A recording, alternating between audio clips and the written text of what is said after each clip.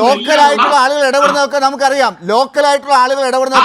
ഒരു സ്ഥലത്ത് ഒരു പ്രശ്നമുണ്ടായാൽ അവിടുത്തെ ലോക്കൽ ആളുകൾ ഇടപെടും. ഇവിടെ ഈ ദുർഗ് റെയിൽവേ സ്റ്റേഷന്റെ അവിടെയുള്ള ലോക്കൽസ് എല്ലാം ബജരംഗ ദളുകാരാണോ? ഈ പറഞ്ഞ സ്ത്രീയൊക്കെ അവിടെയാണോ അവരുടെ വീട്?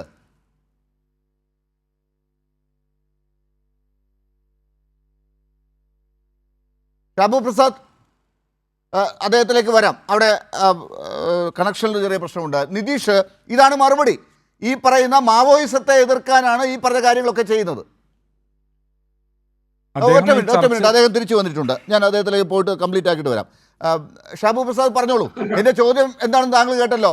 ലോക്കൽസ് എന്ന് പറയുന്നത് ഈ ഛത്തീസ്ഗഡിലെ ലോക്കലുകളെയൊക്കെ ബജ്രംഗ് ദൾ എന്നാണോ വിളിക്കുന്നത്? അവിടെ ഇപ്പൊ ഒരു കാര്യമുണ്ട്.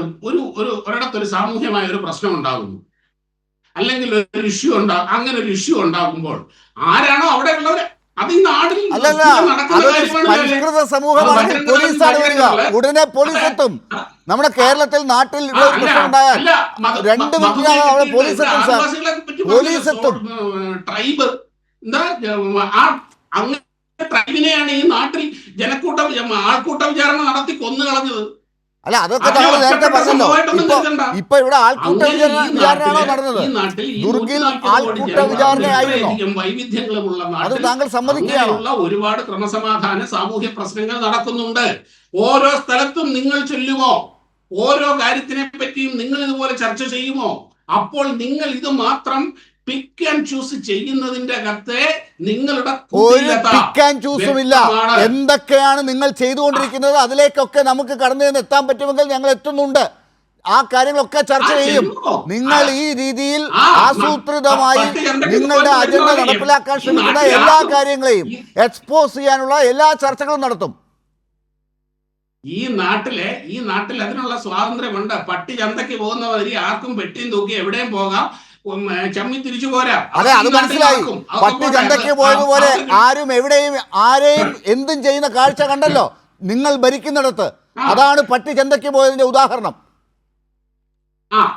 ആയിക്കോട്ടെ, ശരി, നടക്കട്ടെ. ഇനി ഞാൻ എത്ര പറഞ്ഞുള്ളൂ. ഞാൻ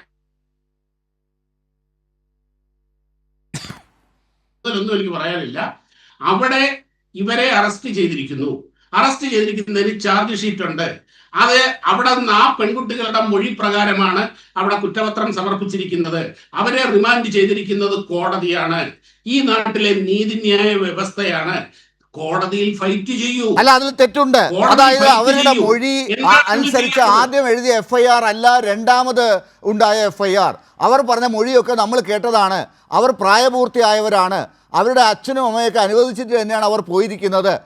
അപ്പോൾ അച്ഛനും അമ്മയും അനുവദിച്ചില്ലെങ്കിൽ പോലും അവർക്ക് സ്വന്തമായി ഇഷ്ടപ്രകാരം പോകാനുള്ള പ്രായമായിട്ടുണ്ട്. അവർ ജോലി തേടിയാണ് പോയിരിക്കുന്നത്.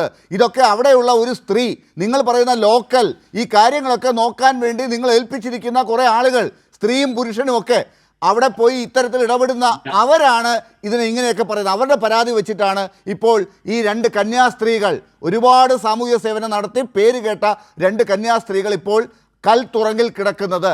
നിങ്ങളുടെ സർക്കാർ അവർ പുറത്തിറങ്ങരുത് എന്ന് വാദിച്ചുകൊണ്ടിരിക്കുന്നത്.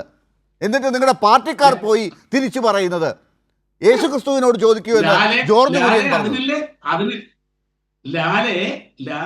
അതിനല്ലേ ഈ നാട്ടിൽ കോടതിയും നിയമവും ഉള്ളത്. ശരി, നിങ്ങൾ ഈ പറഞ്ഞ കാര്യങ്ങൾ കോടതിയെ ബോധ്യപ്പെടുത്തൂ.